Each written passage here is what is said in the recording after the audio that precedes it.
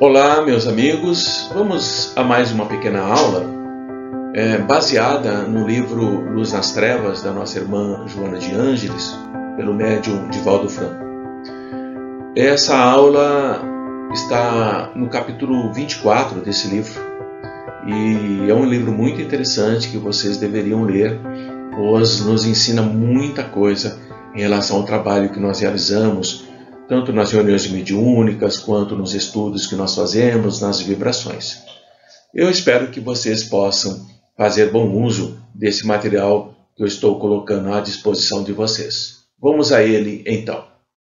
Joana nos fala que todo hábito que se estabelece em nós e que gera dependência prejudicial é um vício perturbador que se originou. E ele vai se imprimir no nosso inconsciente, e transformando-se numa necessidade imperiosa em nós, que vai culminar por nos escravizar.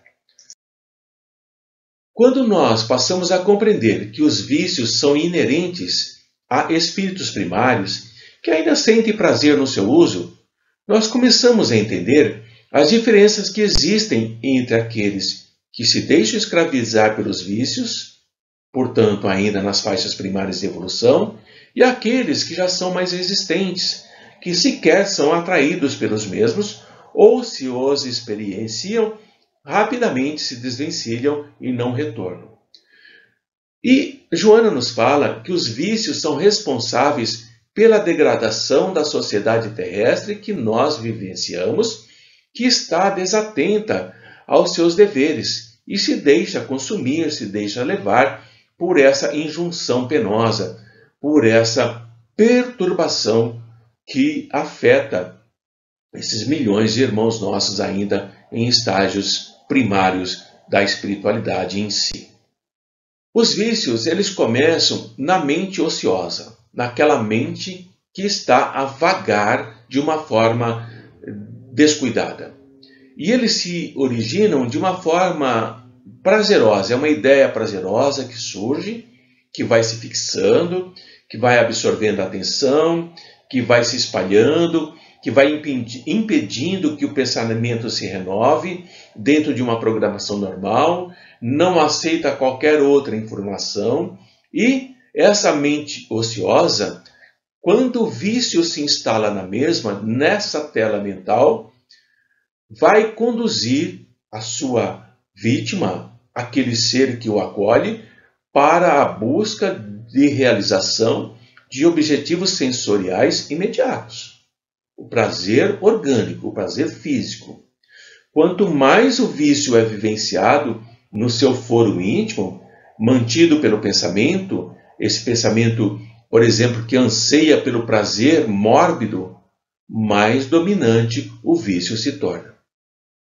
No seu início, o vício ele é muito sutil e ele vai se acomodando aos hábitos que nós já temos, aos hábitos que nós adquirimos ao longo da nossa existência. E ele vai, o vício, adquirindo um espaço emocional em nós e vai criando raízes fortes nos alicerces do nosso psiquismo, para logo depois ele se transformar em um parasita que termina por dominar e por devorar aquele no qual ele se instalou, aquele no qual ele se apoia, até destruí-lo. Nós percebemos até esse momento que os vícios eles vão exigir submissão daquele que o acolhe. E ao mesmo tempo, o vício ele oferece a ilusão de um contentamento momentâneo, espúrio, entorpecente, e ele age de uma forma que vai exaurir as energias vitais da sua vítima. Pouco a pouco, ele vai consumindo por uma ideia absorvente e obsessora aquele que o abriga, o impelindo a cada vez mais fazer uso de outros processos de vício que tentam trazer aquele contentamento inicial. E é dessa forma que os vícios vão campeando, eles vão se espalhando de uma variedade incrível. Desde aqueles de natureza orgânica, aos de natureza psíquica, aos de natureza moral, aos de natureza social, vai dominando as vidas que estão se deixando arrastar por esse caminho irresponsável de uma superficialidade egóica.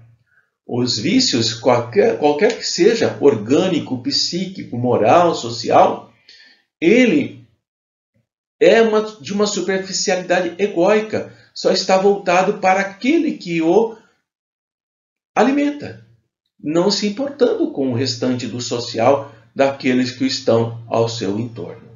Portanto, é necessária muita vigilância em relação aos vícios, especialmente aqueles vícios que se originam das nossas frustrações, dos nossos conflitos. São os vícios mentais, são os vícios que nos trazem hábitos mórbidos, que nos obrigam a nos concentrarmos em ideias que permitem apenas sentir o prazer interior. E esses vícios são aqueles de mais difícil libertação. Porque à medida que eles vão se espalhando na nossa mente, eles vão propondo mecanismos utilitaristas de adaptação. E vão criando em nossa mente diretrizes para nós burlarmos aquilo que pode impedir de nós fruirmos dos gozos íntimos que ultrapassam a normalidade. E é dessa forma que os tratamentos, sejam eles nas clínicas, sejam eles de terapia, sejam eles através de medicamentos, raramente conseguem o propósito de libertar aquele que está viciado, não importando qual é o tipo de vício. E é em razão da sua perigosa presença no pensamento que vai se somatizando, vai dando lugar a distúrbios orgânicos, a distúrbios emocionais de graves consequências. Joana nos fala que nós herdamos heranças arquetípicas do mito de Caim. E essas heranças, elas passam despercebidas em nós, as vítimas, até quando os fatores da sua consumpção apresentam os sinais devastadores do trabalho ruinoso que está acontecendo dentro daquele que alimenta o vício, seja de qualquer forma. Por exemplo, imagens que nós cultivamos de apresentação erótica ou provocadoras da libido, que vão infelicitar o indivíduo que se deixa fascinar por essas imagens enquanto vai dando abrigo a elas. Num contexto social em que o sexo nos dias de hoje ele é atendido e ele se torna um fator essencial para uma felicidade ilusória, é quase inevitável o vício daqueles que se fixam nele. Daí nós encontramos os viciados em pornografia, os viciados em outras formas de libido, em outras formas de erotismo. Porque no contexto social, o sexo é atendido de forma muito fácil e se espalha de uma forma muito aberta por toda a sociedade. Como nos livrarmos desse processo? Por outro lado, nós temos o materialismo. E o materialismo está presente em muitas doutrinas espiritualistas, dando margem a ambições viciosas, as mais variadas. O outro aspecto que nós temos que considerar é o da ausência de uma cultura de amor, de uma cultura de solidariedade, de uma cultura de paz, diante desse comportamento competitivista que todos nós vivenciamos, que está lastreado, está baseado no egoísmo. Como nos protegemos disso? Através da indispensável autoanálise, que é necessária para detectarmos em nós as inúmeras dependências mentais de caráter vicioso que nós carregamos. Quando nós fazemos uma autoanálise segura e detectamos em nós essas inúmeras dependências mentais viciosas, nós estamos no caminho de nos libertarmos desses vícios que nos prejudicam profundamente. Enriquecer os nossos pensamentos é o primeiro passo, edificando esses pensamentos de uma forma variada, que nos proporcione uma beleza, um bem-estar, uma disposição para uma existência mais feliz. Fazer uma leitura de uma página edificante da literatura espírita. Depois, pararmos em reflexões sobre o ensinamento que aquela página trouxe, de forma que esse refletir, essa meditação, penetre em nós com os seus significados da evolução que ela nos orienta. Quando fazemos assim, automaticamente nós vamos viver em monólogos e faremos também diálogos mentais superiores com os amigos espirituais. E esses monólogos, esses diálogos mentais, começam a tomar os espaços que seriam preenchidos pelos vícios da comodidade, pelos vícios da mente ociosa, pelos vícios dos hábitos doentios e prejudiciais que a nossa mente inativa poderia aceitar. O primeiro passo é trabalhar o pensamento, edificando-o, preenchendo-o com mensagens que nos proporcionem meditação de nível mais elevado. Porque aonde nós vamos, nós levamos aquilo que pensamos. Nós podemos mudar de lugar sem alterar o nosso comportamento mental. E é nesse sentido que o Evangelho de Jesus é riquíssimo. Ele nos traz paisagens, imagens, narrativas que vão dando sentido e significado à nossa existência humana. A sensibilidade do Mestre nos propôs a um exame, por exemplo, da passagem do lírio no campo, na sua mais bela expressão mágica. Assim como a passagem das aves dos céus, que vivem sob a proteção de Deus. Jesus nos examina na passagem do grão de mostarda, dando esse significado profundo no que diz respeito à fé. A confiança que nós devemos ter em relação à vida espiritual e ao comportamento saudável da trajetória carnal que todos nós passamos. Também outra passagem, as das moedas. Quem é essa moeda? Hábitos simples, comuns do cotidiano, foram usados por Jesus para compor as parábolas, que ainda hoje encantam pensadores, filósofos e mesmo os mais humildes, os mais simples. Tudo em Jesus é claro e diamantino. Por que não usar essas passagens do Mestre para enriquecer a nossa mente?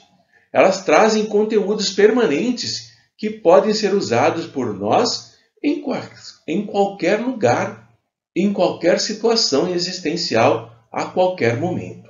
Jesus cantou a beleza incomparável da humildade real para nos ensinar resignação e o quanto é de alto significado humano a humildade real. Jesus demonstra que as enfermidades são necessárias para o nosso despertamento em relação à nossa transitoriedade material. Quando nós reflexionamos, quando nós meditamos a cada dia em torno de alguns dos ensinamentos do Mestre, nós nos afastamos dos vícios mentais que poderiam se instalar no nosso pensamento. Nós vivemos uma época de transtornos de várias denominações. E a terapia do Evangelho é a mais valiosa.